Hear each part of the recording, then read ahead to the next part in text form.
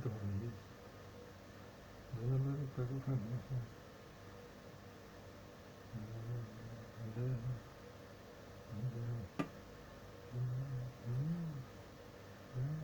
Вот это и есть.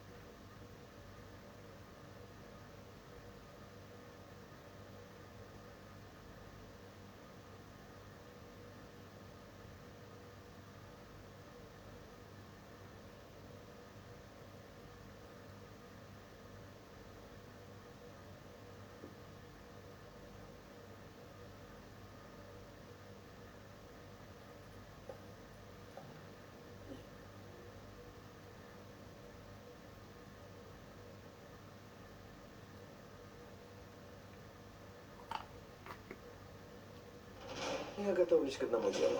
Эти сокровища так и не нашли. Когда приступим?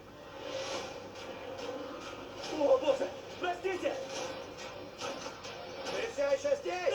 500 лет назад мои предки нашли величайшие из сокровищ, но их прятали.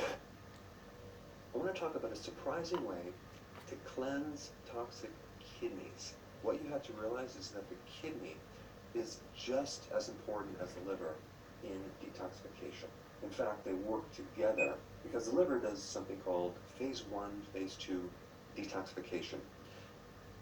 And this is where you have various enzymes that are turning fat-soluble poisons into harmless, water-soluble particles. So both the gallbladder with its bile and the kidney help to eliminate these water-soluble particles that used to be fat-soluble poisons. So if there's any problem with the liver where you don't get this water-soluble breakdown product, then it overloads the kidney and the other parts of the digestive tract. So it's very, very important to have each detoxification organ to be working to share the load. So the liver gets hammered with xenobiotics, which are just like chemicals in the environment, pesticides, herbicides, fungicides, things like that.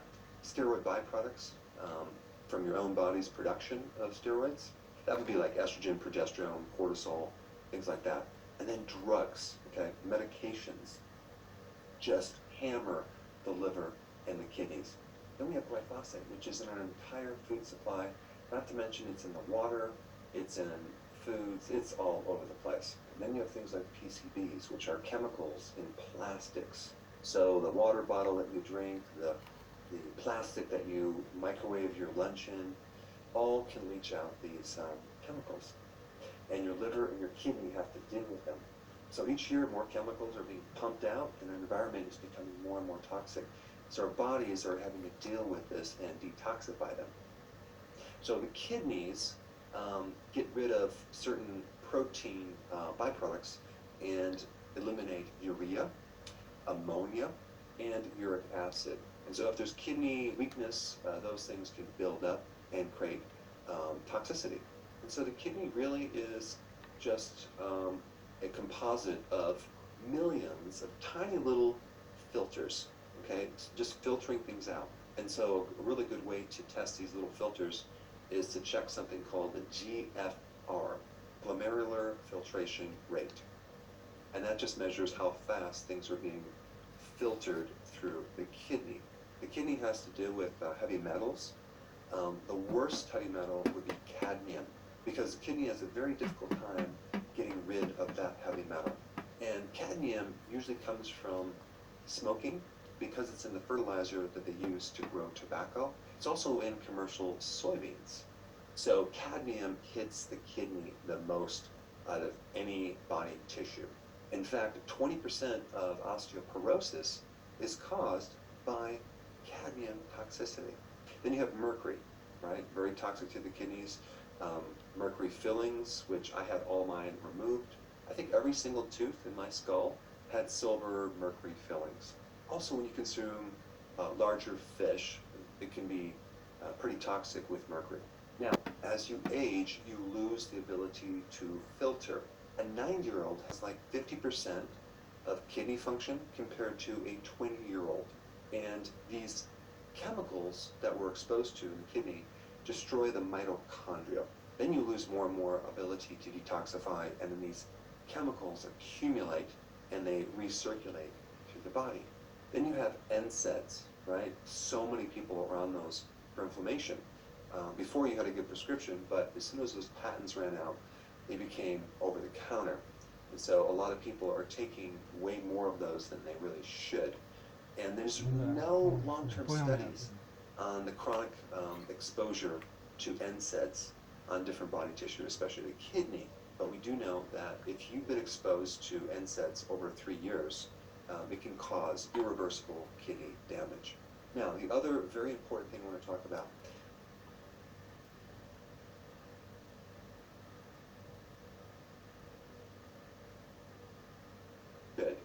and there's no long-term studies on the chronic exposure to NSAIDs on different body tissue, especially the kidney. But we do know that if you've been exposed to NSAIDs over 3 years, it can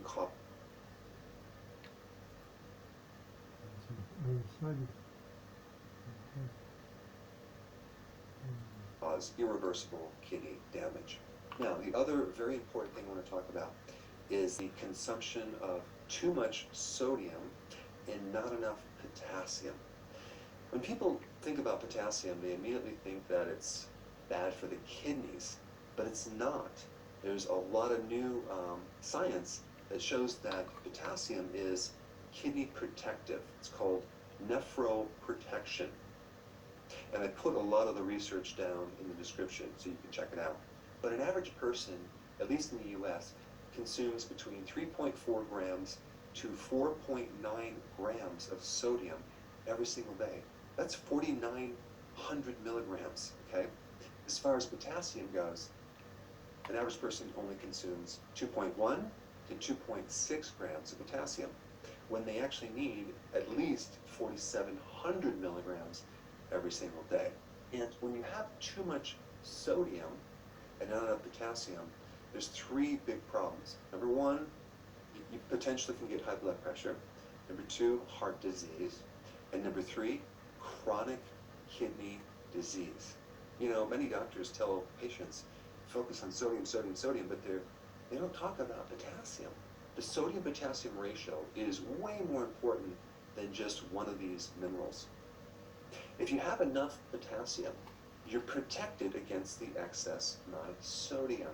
So in reality, those ratios should be completely reversed. You should have at least twice as much potassium as sodium.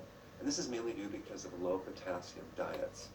The 3 things that affect you, especially the kidney, when you are on a low potassium diet is number 1, you get inflammation of the kidney. Number 2, you get a lot of oxidation and free radical damage on the kidney. And the third thing is fibrosis of the kidney. You're basically going to lose the function of the kidney. Now, the other thing that is also very important, and you may already know this if you watch my other videos, is that the number 1 thing that destroys the kidney is a high-carb diet. Because if you take a look at diabetics, for example, they have 4 main big problems. They usually always have kidney problems because glucose destroys the kidney filter. High levels of glucose in the kidney create massive oxidation and destroy the kidney. That's why diabetics have such a high risk of being on kidney dialysis long term. I mean, the big push is to control your blood sugars, but not to control the diet. The high sugar. If you're controlling the blood glucose medications, where do you think this glucose is going when you take the medication? Is it evaporating? No, it's just going from one place to another. It's being shoved in different parts of the body. Unless you get off these carbs, I don't care how much you try to regulate the glucose in your blood, it's going to create a problem in another place. But the 4 places that high glucose, either being a pre-diabetic or a diabetic effect, is number 1, the kidney. Number 2, the brain and the nerves. 3, the vascular system and the heart. And number 4, the eye. But diabetic nephropathy is a very common condition with diabetics, and it's destruction of the kidney because you're a diabetic. You have high glucose flowing through your bloodstream. Now, overall, the common symptoms for kidney problems would be anemia, high blood pressure, we've already talked about that, itchiness, edema, foamy urine, because you've lost kidney function, and if the kidneys can't filter out the protein, it starts getting foamy. And then you have ammonia breath is another symptom, and then a metallic taste in your mouth, and frequent urination, which usually is occurring because you have too much glucose in the bloodstream. This is why the best thing to do for frequent urination is to give up your carbs and stop snacking at night. It produces dramatic effects within days. Okay, you won't be getting up through the night. I'll put that video down below. And then the last big symptom that occurs with kidney problems is darker urine. Okay, your urine is darker brown because you're getting more byproducts that are going through this filter that's damaged. All right, so this is the list of what to do to start cleaning the kidney. And I think a better word for that would be to improve the detoxification pathways of the kidney. So number one, the most important thing is to eliminate the toxic exposure on your kidneys. So you need to start eating cleaner, or going on an organic diet, getting a water filter, making sure that you're on the least amount of medications possible, basically eliminating the things that are destroying the kidney. And it could be just giving up smoking, and it could be also making sure you don't consume any more soy products, right? All right, number two, going on a low-carb diet. It's going to give the kidney a tremendous amount of relief, because now there'll be a whole heck of a lot less oxidation going on in the kidney. All right, number three, you need to correct your sodium and potassium ratios, okay? Now, I'm not telling you to lower your sodium. All you need to do is make sure your potassium is at least twice as high as your sodium. How do you do that? Start eating more avocados, start having bigger amounts of salad, ideally between 7 to 10 cups every day. Now, if you're doing other vegetables, you don't have to do that much salad, but you need to start increasing more foods high in potassium. But potassium is protective on the kidney, and I'm going to put all that data down below as well.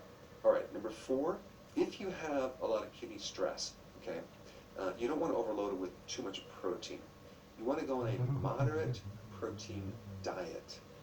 When you overload the kidneys with too much protein, you can end up with foamy urine. You can put a little more stress on the kidneys because your body can only deal with so much protein. It doesn't store protein like fat and carbohydrates. It has to deal with this excess protein. So it either has to turn it into urea as a waste product, or it has to turn it into glucose as fuel. So too much protein is not a good idea for the kidney. All right, number five, there are foods that you should be eating to naturally enhance the detoxification of the kidney. And let me just go through the list. Garlic. Garlic will increase the clearance of urea and other byproducts from the kidney. Then we have asparagus, okay? Now when you eat asparagus, you have this weird smell going on in your urine. That's not toxic material, it's something else for another video. But asparagus is really good to help you detoxify the kidney. And then we have celery, another good detoxifier. And then parsley, awesome.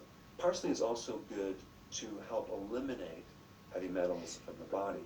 Cilantro is also good as well. Then we get turmeric, which is awesome for the kidney. Cruciferous vegetables, those are good for the liver, but they're also equally as good for the kidney. Berries, especially blueberries, are really good for kidney detoxification. And then green tea. The phytonutrient in green tea can really help the kidneys detoxify effectively. Now, if you haven't checked out my video on the best way to clean the liver, I think that would be appropriate. Check it out right here.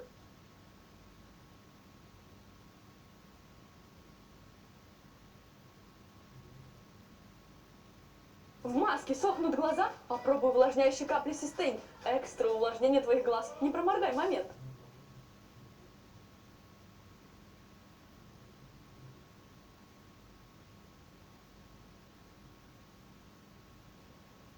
Well, welcome back. It's actually still Saturday the 15th, but it's nearly Sunday the 16th, so we'll probably be watching this on Sunday. Now, a few weeks ago on this channel we talked about in fact it's about 5-6 weeks ago now, we predicted that things are likely to become endemic, and there wasn't too many people saying that at the time, but I want to just show you many other people that have now come on board with this thinking. But before we do that, I just want to flag up some interesting graphics. Now these are from Our World in Data. How do key COVID-19 metrics compare to the early peak, the early 2021 peak, the previous peak? Now these are quite clever because they've taken 100% as being the peak here. So that means that anything above this is higher than the peak in December, January, let's say January 2021, and anything below that is less. So it's actually quite clever. And not only that, each metric is shown as a percentage of its peak value in 2021 and is shifted to account for the observed delay between case confirmation, hospitalisation, ventilation and death. So they've actually taken these parameters and shifted them an appropriate amount. Now they don't say on Our World in Data how much they've shifted them, but we can assume it's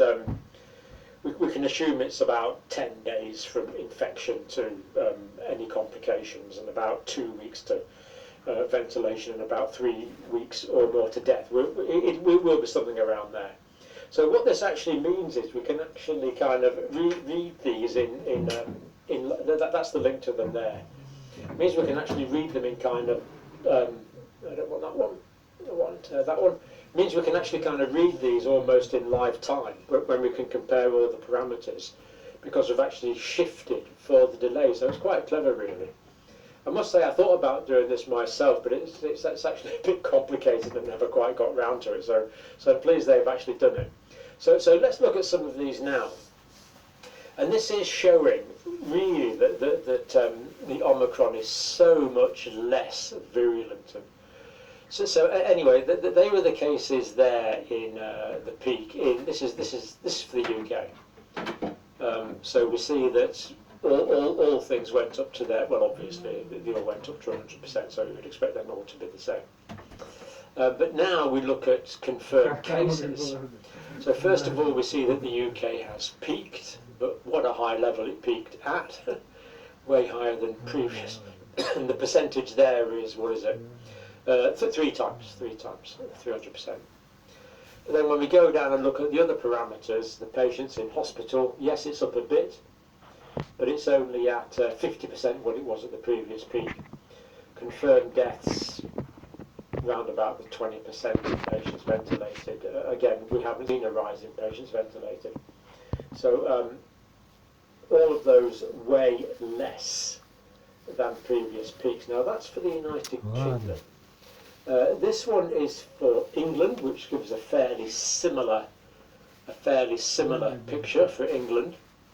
Looking at the cases there going up to 250, 260%. And if we look at Scotland, where they did have more restrictions, we find out that with more restrictions in Scotland, they had way more cases. So 250% times the cases in England, and Scotland, where they had actually more restrictions.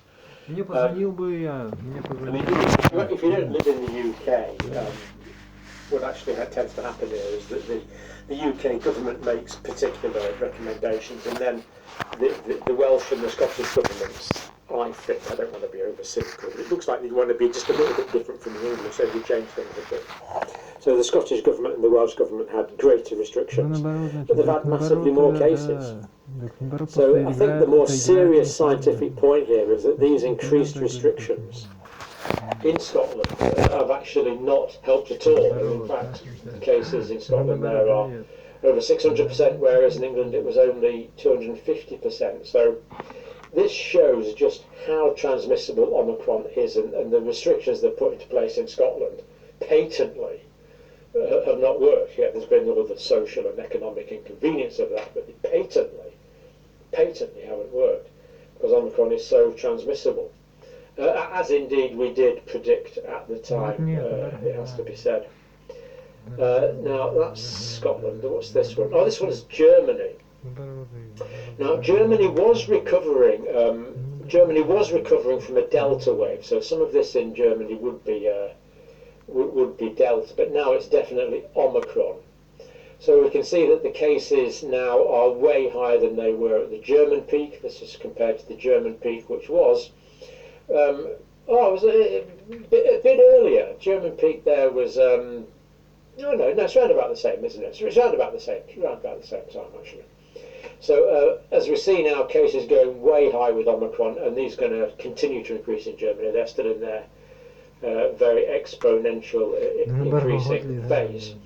But patients in ITU, as Omicron has gone up, so as Omicron has gone up, and remember this is adjusted for the time delay, so as Omicron has gone up, patients in ICU have gone down, hospital admissions have gone down, and confirmed deaths have gone down.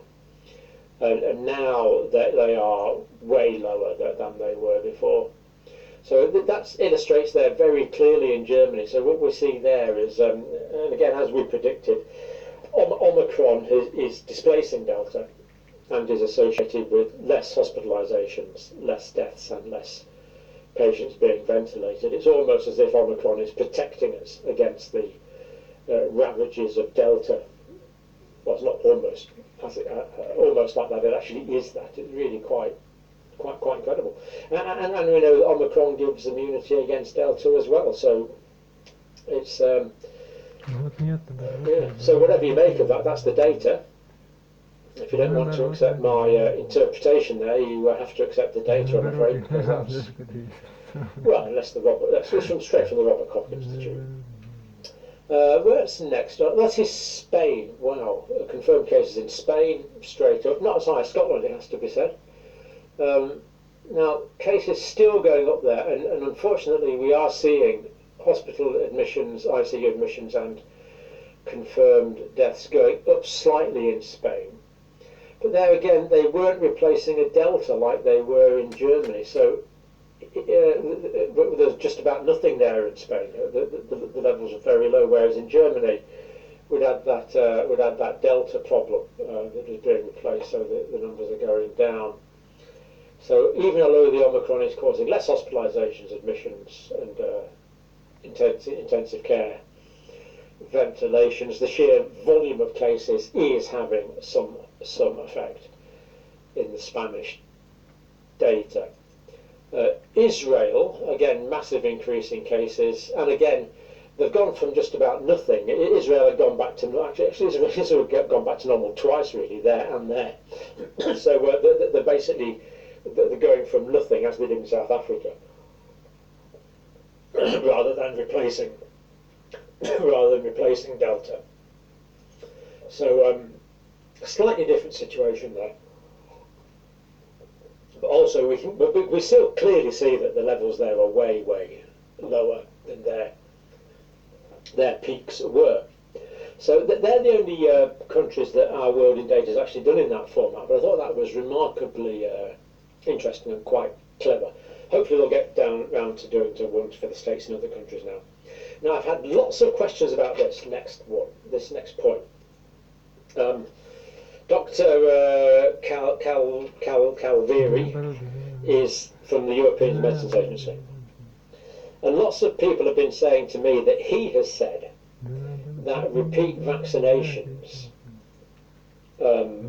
consecutive boosters, will actually reduce the quality of the immune response. Now, he did have a video that was taken down from the European Medicines Agency. This is from a press conference. So whether it was on that or not, I don't know. That's taken down. What is available now is on these sites here. And so what's available now that Dr. Calveri has said, this is what is currently on record as saying. Whether it's backpedaled a bit, we don't know, because I couldn't get to the original video that I wanted. But here he's saying boosters can be done once, in other words, the third dose, or maybe twice, that would be a fourth dose, but it's not something we can think should be repeated constantly. So he doesn't actually say there that the immunity is reduced. So it leaves that possibility open, but it doesn't actually say that multiple vaccine.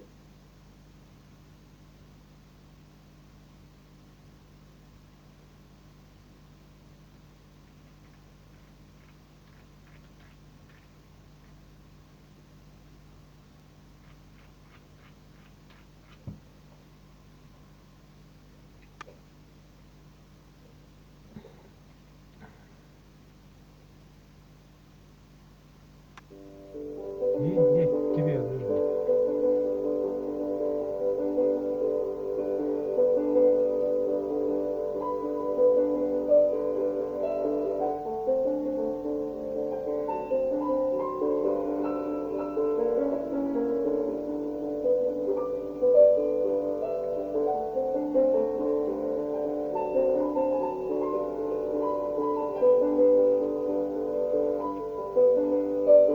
Наоборот, да, да, он имеет в виду, да. Все качаи прям вообще, да, да, да, он имеет в виду.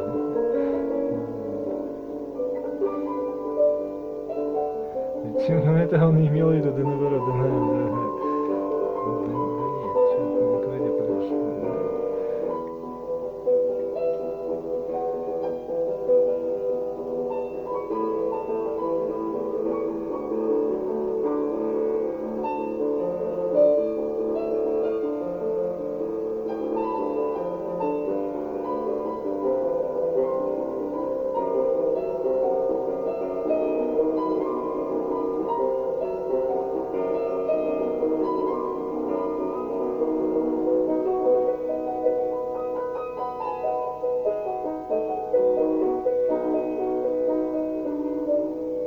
Да нет, наоборот, меня за говно вообще держишь.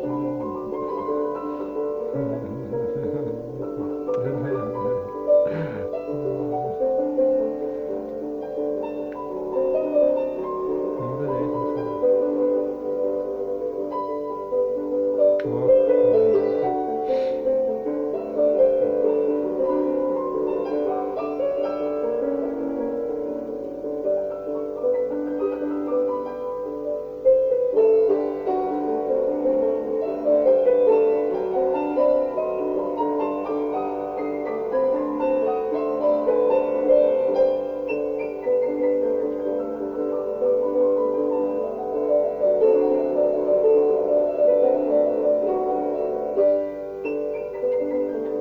Наоборот, да наоборот,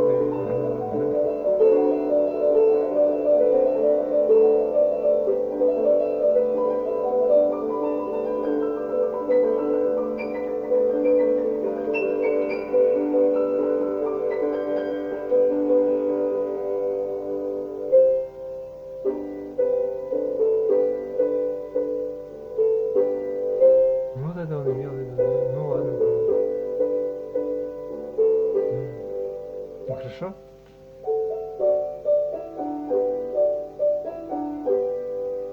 Ну, спасибо большое, спасибо.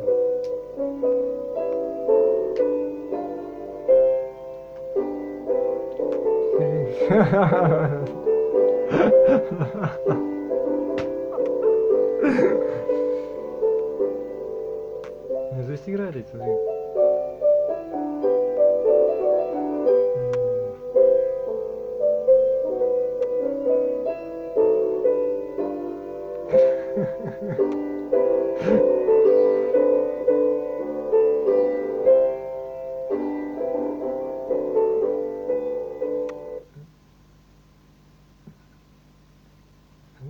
Бариколи есть?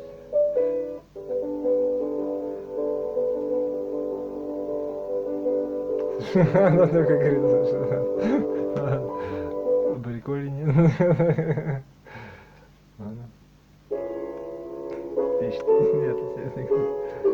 ладно.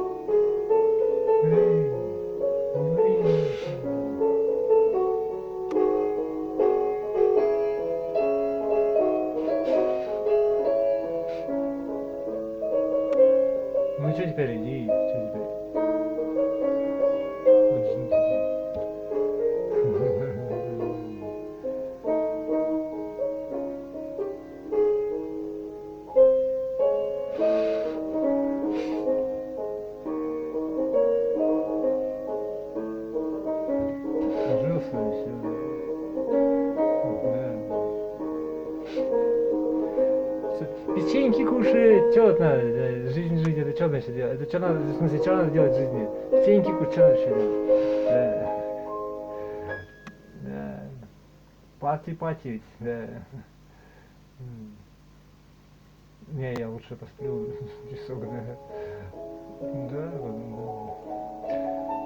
ну, пусть даже так. Не заслужить тебе, не заслужить. Ой, прям вообще как. Ну, это, да, ну да, наоборот, работайте тихонько работаешь, все.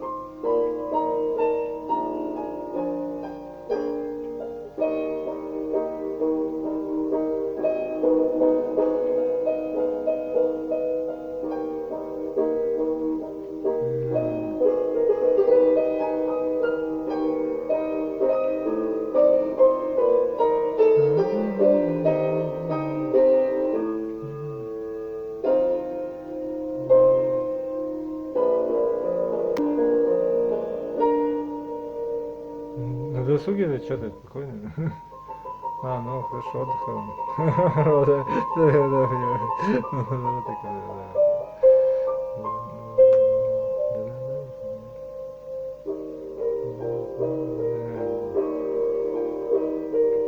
раздвоенность трагическая. Да, не засонет.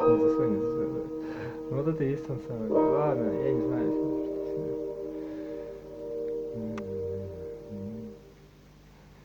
Так ну да. Ой, ну.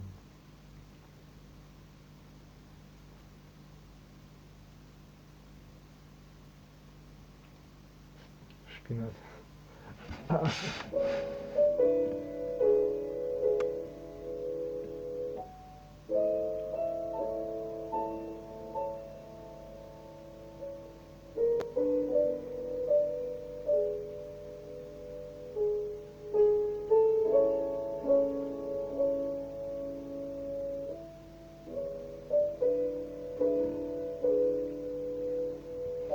Нет, здорово. Хоть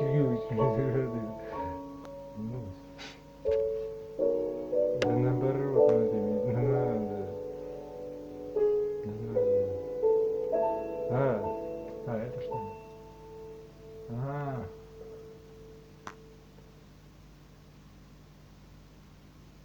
Не знаю, я не нашел там ничего. После таких игры, ну, нет такой традиции там просто нигде.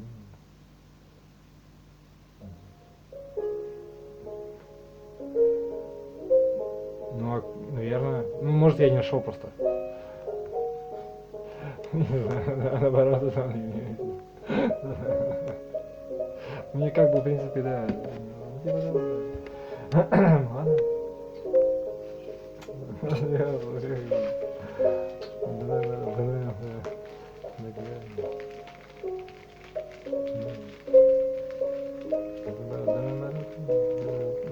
вот это и есть он самый. Думаешь? Да, хо.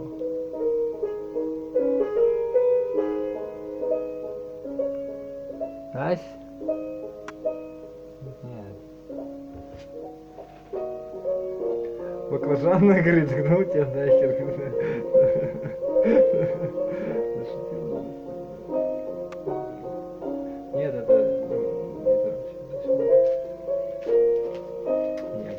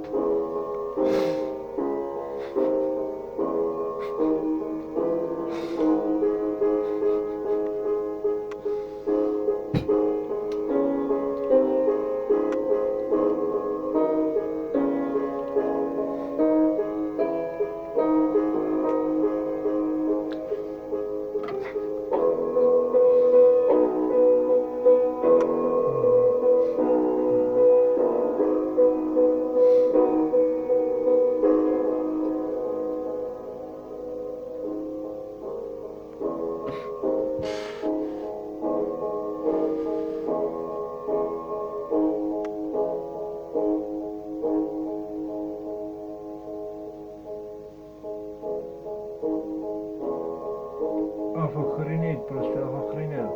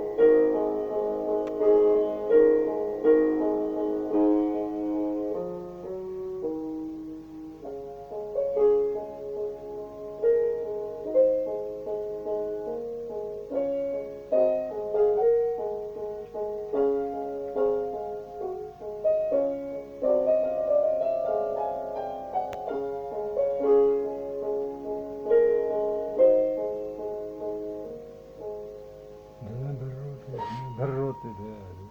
Наоборот, да. Вот это было на самом деле. Хорошо, хорошо. Да, хорошо, взглядом.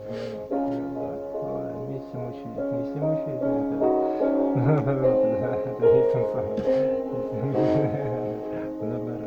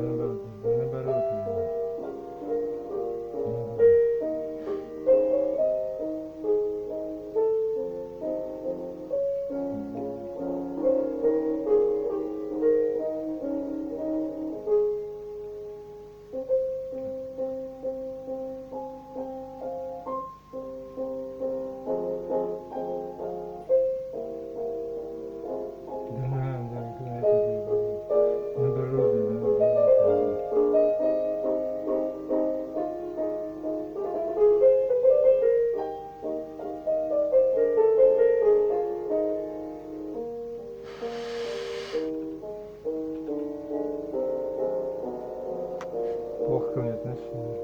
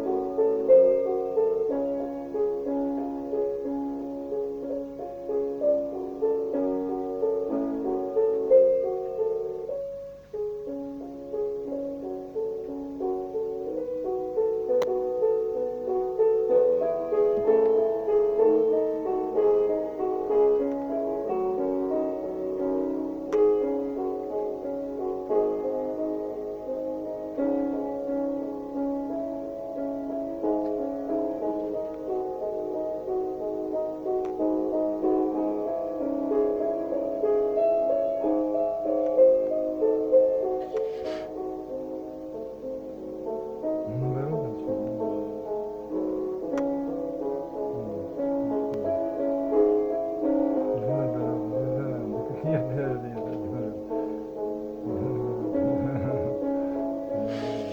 вот это он имел в виду.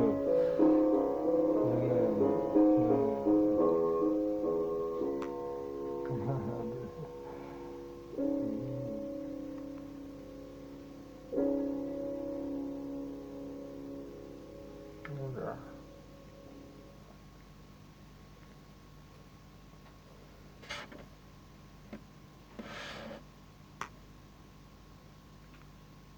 Now, today we're going to be talking about musical impressionism, next time modernism, but today musical impressionism. Impressionism, generally speaking, is a period in the history of music running from 1880 to 1920. It's mostly